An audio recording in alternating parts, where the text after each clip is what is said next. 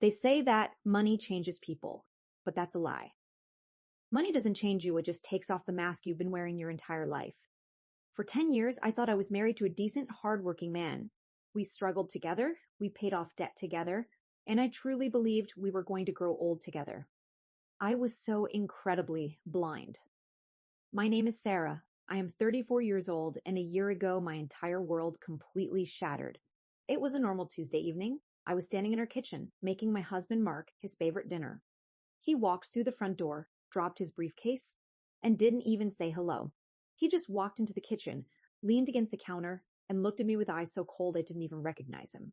I want a divorce, he said, just like that. No emotion, no warning. Warning. I dropped the spatula. What? Mark, what are you talking about? Are you joking? I am suffocating, Sarah, he sighed heavily, acting like I was some massive burden he had been carrying for years. I'm tired of this life. I'm tired of this house. I'm tired of this house. I'm tired of this. I want out, and I want it done fast. I was completely destroyed. I begged him to go to therapy with me. I cried until I threw up. I asked him if there was someone else. He denied everything. He just said he needed a fresh start. For the next 2 months, Mark became a monster. He slept in the guest room, stopped paying his half of the bills, and constantly screamed at me to sign the divorce papers. He made my life such a living hell that I finally broke down. I just wanted the pain to stop, so I signed. We didn't have much to split. We sold our modest house, split the tiny profit, and went our separate ways. I moved into a small, depressing apartment, feeling like my life was completely over. But exactly 2 weeks after the divorce was legally finalized, the real nightmare began. I was sitting on my cheap couch, eating instant noodles, and scrolling through my phone. A news article popped up on my local feed. The headline read, "Local man claims $5 million mega jackpot." There was a picture attached. It was Mark.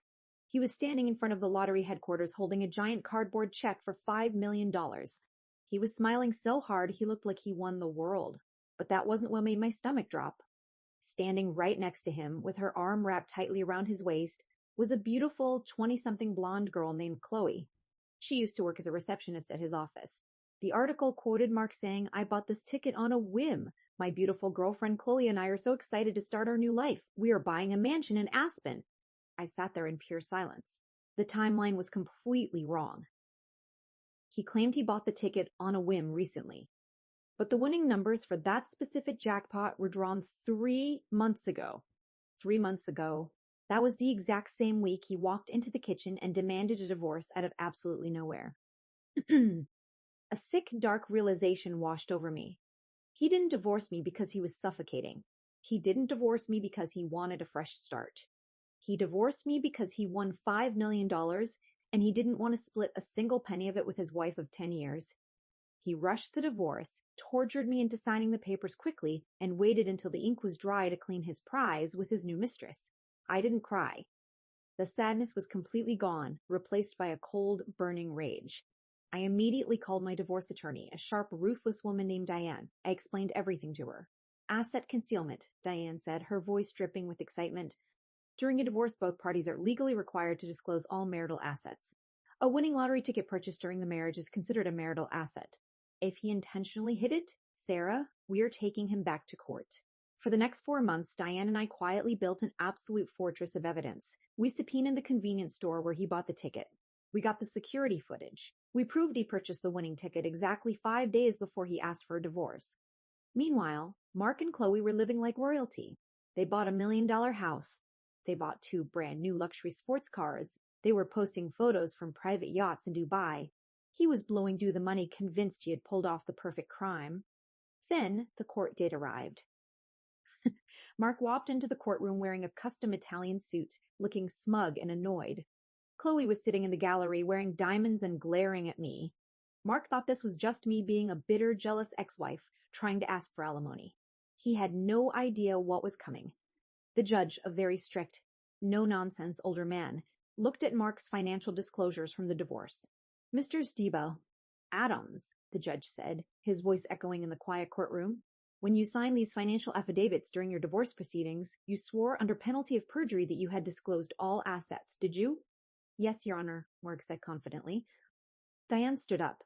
She walked over to the judge's bench and handed him a thick folder.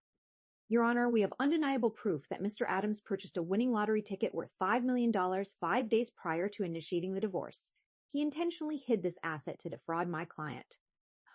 Mark's smug smile vanished instantly. His face turned completely gray. The judge reviewed the security footage stills, the ticket purchase timestamp, and the lottery claim records. The courtroom was so quiet you could hear a pin drop. Mr. Adams, the judge growled, looking at him with absolute disgust.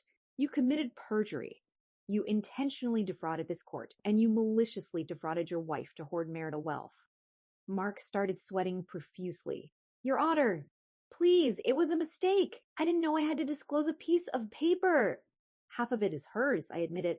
I will gladly write her a check for $2.5 million right now. The judge slammed his gavel down so hard it echoed like a gunshot. No, Mr. Adams, you will not give her half. The judge leaned forward. Under state family law, when a spouse commits egregious financial fraud and asset concealment during a divorce, the court has the authority to award the entirety of the hidden asset to the defrauded party as a penalty. Mark literally stopped breathing. I am hereby awarding 100% of the $5 million lottery winnings to your ex-wife, Sarah.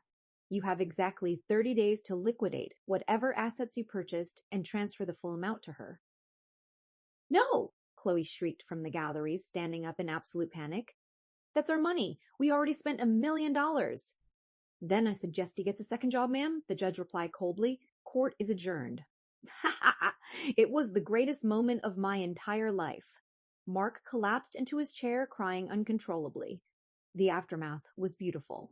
Because Mark had already spent over $1 million on cars and vacations, he couldn't pay me the full $5 million. So the court seized his new $1 million mansion. They seized the luxury sports cars.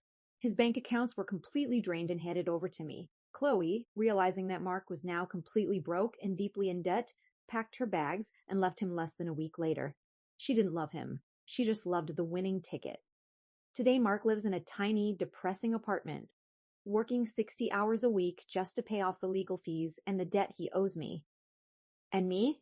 I am sitting on the balcony of my new beachfront property in Malibu, sipping expensive wine.